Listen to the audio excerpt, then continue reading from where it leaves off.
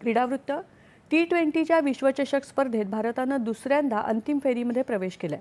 मुंबईमधल्या वानखेडे मैदानावर काल झालेल्या उपांत्य सामन्यात भारतानं इंग्लंडचा 7 धावांनी पराभव केला।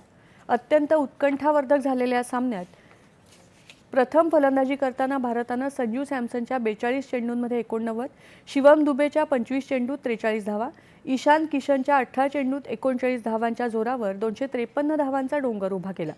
भारताच्या डावात 18 चौकार आणि 19 षटकार ठोकले गेले। या धावांना प्रत्युत्तर देताना इंग्लंडनं जेकब बेथेलच्या 48 चेंडूंमधल्या 105 धावांच्या जोरावर 246 धावा केल्या। संजू सॅमसनला सामनावीर पुरस्कारानं गौरवण्यात आलं। आता 8 मार्च रोजी अहमदाबाद इथे भारत आणि न्यूझीलंड यांच्यामध्ये अंतिम सामना होणार आहे। कालचा सामना पाहण्यासाठी मुख्यमंत्री देवेंद्र फडणवीस यांच्यासह राजकारण, उद्योग, कला क्षेत्रातले अनेक मान्यवर उपस्थित होते।